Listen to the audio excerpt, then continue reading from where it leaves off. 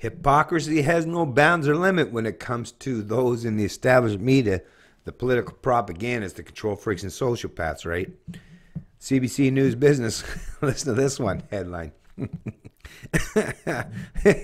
Unfair parking fees on private lots aren't tickets, so you don't need to pay them. Expert says.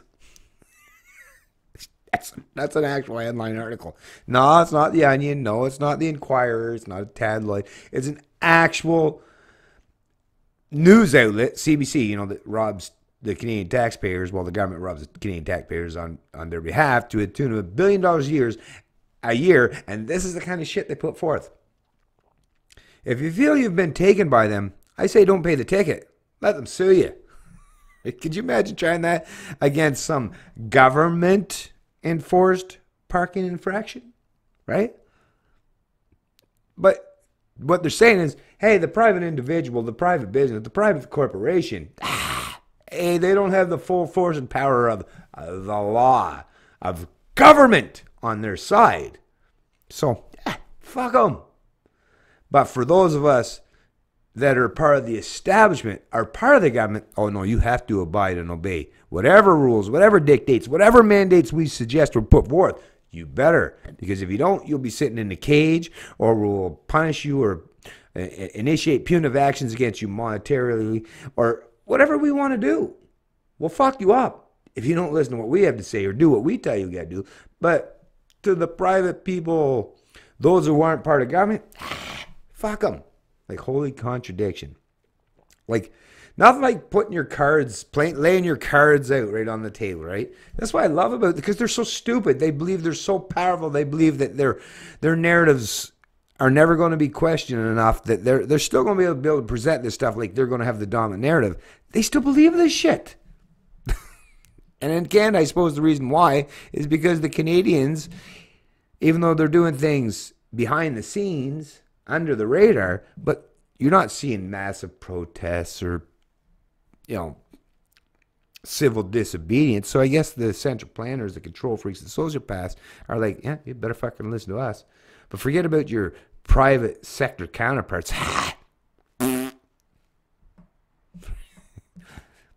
We've all been there. Maybe you had a medical appointment that ran long, or the machine was broken when you went to pay. The result is the same. A big ugly ticket on your windshield telling you to pay up or else.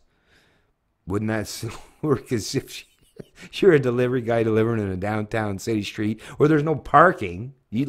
How many times have you been downtown? There's no parking to get to these buildings. The only place, if you want to deliver the product, you have to park on the street and hope for the best. And there's no other way to get around it, right?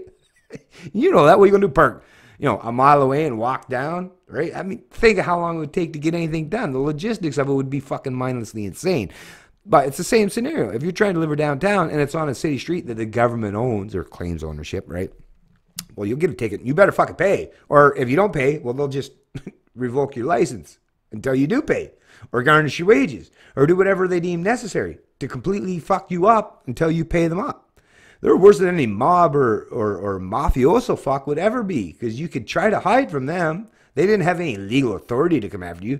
They had the ability to do it, but they didn't have any legal or pretense of legal authority. But the government can, so they can just do whatever the fuck they want to get them. But like I said, just pure contradictions, pure manipulation, pure propaganda once again. And I'm glad they keep putting out these articles, because it makes my job, which is to prove that the establishment narrative and the propaganda put forth is bullshit, illogical, not universal, not consistent in any way. It's just propaganda, and they make it easy because that's all they do. They don't, well, collectivists, right? Too lazy to put the hard work and effort in to do it right.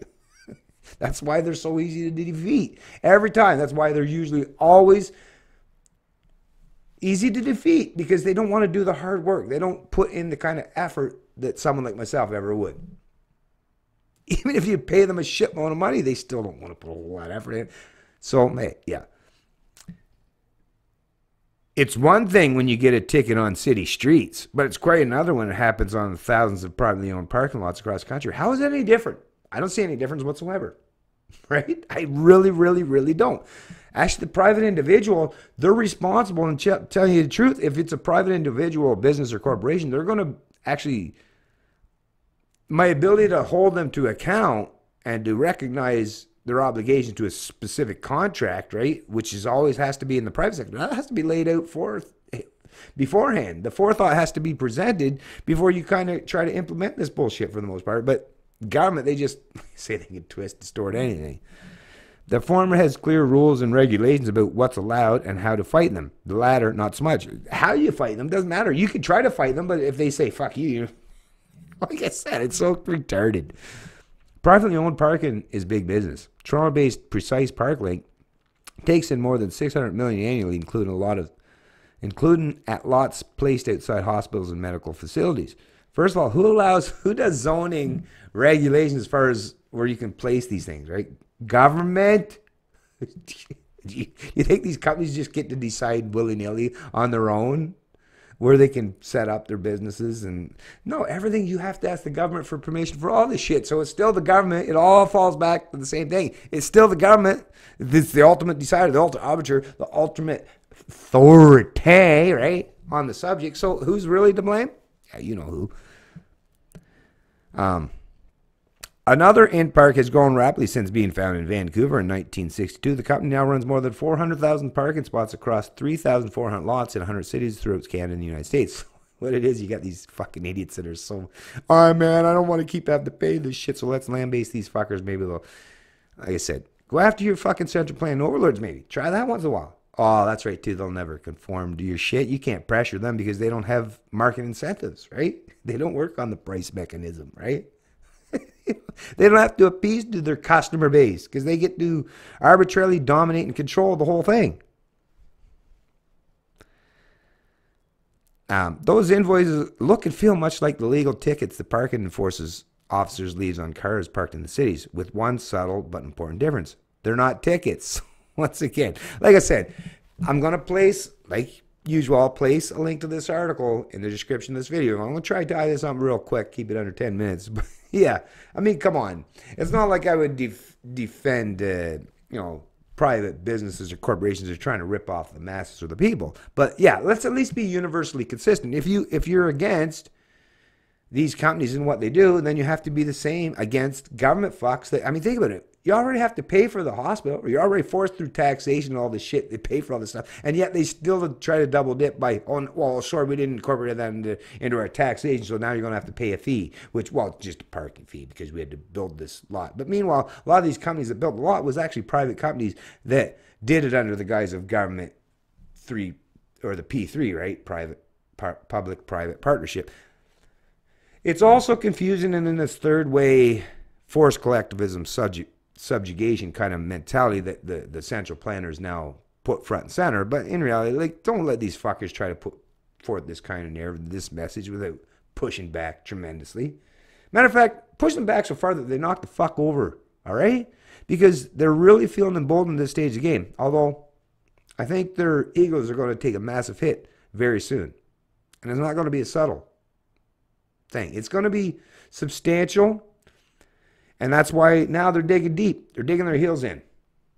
It's their last call. It's their last, run at the ability. It's their last run at trying to dominate the narrative continuously, to make central planning governments the dominant narrative, and to put the private individual or the private company or the private business on the back burner and use that whole mentality where it's the state versus, the bad, evil people, the bad, evil individuals, or the bad businesses. Bullshit narrative. We all know it. It's time to start spreading that truth, that reality. It's Canadian Libertarian. I love liberty.